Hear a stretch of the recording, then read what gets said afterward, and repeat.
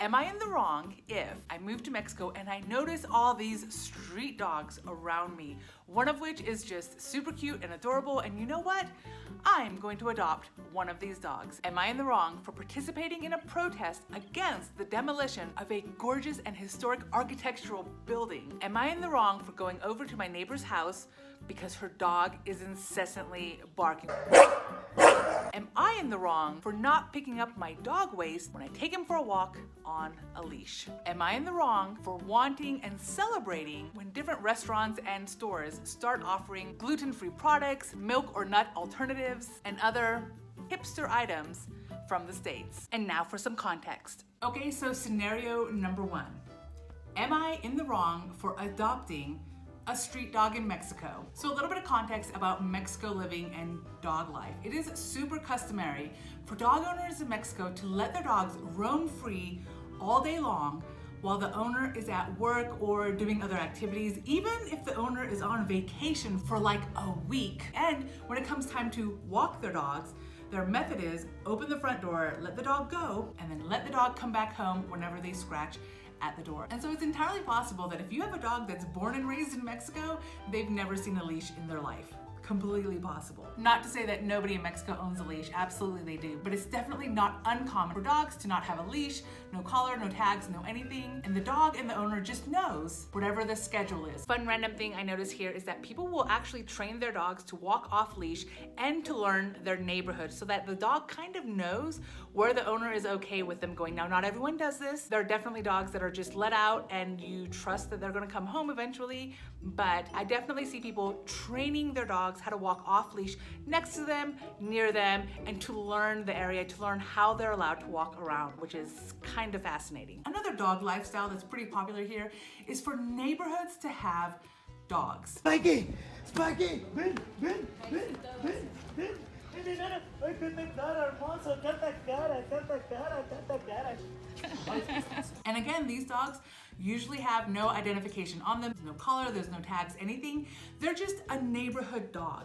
And so when somebody in the neighborhood sees this dog, they know this is one of the neighborhood dogs, it's one of the dogs we care about. And so various neighbors will feed this dog at different points of the day. Various neighbors will let the dog into their home at night to sleep in comfort just because it's a neighborhood dog. Here in Mexico, when it comes to dog ownership, I think they take the concept of it takes a village very literally. That dog was Gorda. She is a street dog, but she also has, I'm gonna use the word patrons, because whether you let the dog out all day long and they come home to the same house every night, or whether the dog, generally speaking, roams the street, perhaps even at night, neighborhoods tend to adopt dogs and they think of the dog as the neighborhood dog.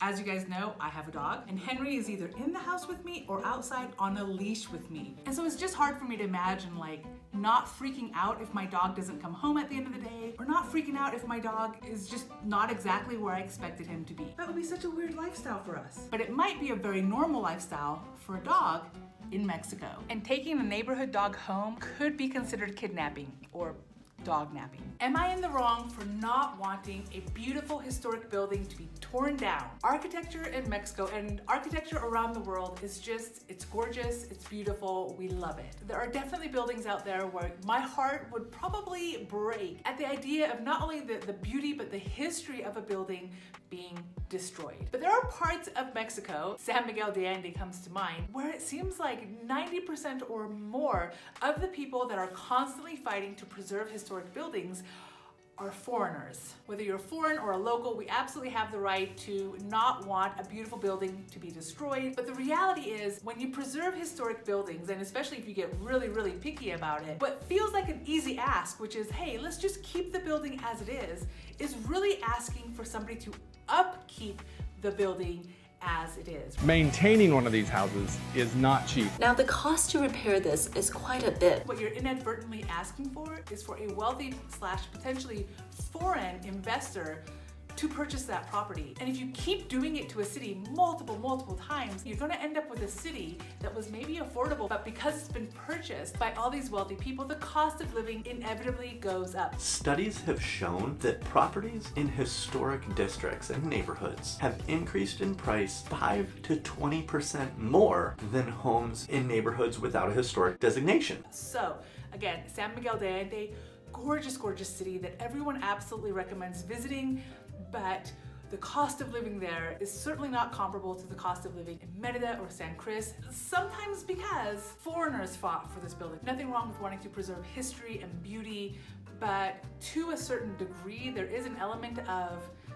isn't that decision really up to the owner of the building? As for dogs barking incessantly all day long. In the more than 3 years that I've lived in Mexico, having a dog literally barking all day long every day is definitely not the norm here. This dog was right above my hotel room. And so recently this video kind of went viral. Pero no vas a venir a la casa a estar gritando. No vas a venir aquí tú. Mira, te estoy grabando. Te estoy grabando. No vas a venir aquí a gritar. Tu perro también ladra. Es un perro. Es un perro. No vas a venir aquí a gritar. Y te voy a quemar en el face. No puedes venir a México a hacer tu desmadre tampoco. Now for a little bit of context, I do want to add that supposedly, and I say supposedly, listen, when it comes to video recordings of conflict, usually there's more to the story than what you might see. But again, supposedly, when this gentleman comes home every day from wherever he goes, he kicks the fence or he does something which causes the dog to bark. Now that's obviously from the viewpoint of the dog owner. What caused the man to start kicking the fence in the first place? Is it because the dog is always barking? Listen, the world may never know. I will say, however, that at least in this video, the way he's speaking to this woman, and again, this may or may not be the first time he's ever approached her, was out of line. Again, just my opinion, maybe he was fed up. There's a backstory we don't fully know about, but either way, I will say it's super complicated to ask somebody to keep their dog quiet. It is often a very sensitive topic. So if we're not able to maintain our calm, if we're not able to be collected during the moment, yeah, probably best to just not go over. It's one of those if you can't be nice, don't say anything at all moments. Am I in the wrong for not picking up dog poop? Ew. You might hear a lot of people say that it's really uncommon for a local to pick up after their dogs, but it turns out, probably not everywhere in Mexico, but in several locations, Merida being one of those places, there are actually ordinances that require dog owners to pick up after their dogs. But how people get out of it is by not walking your dog. So yes, if you walk your dog on a leash, which is what I do, yeah, you need to be picking up after your dog. If you have a neighborhood dog or a dog that just roams freely during the day, well then, how can you realistically be expected to pick up after your dog? Gluten-free and hippie products.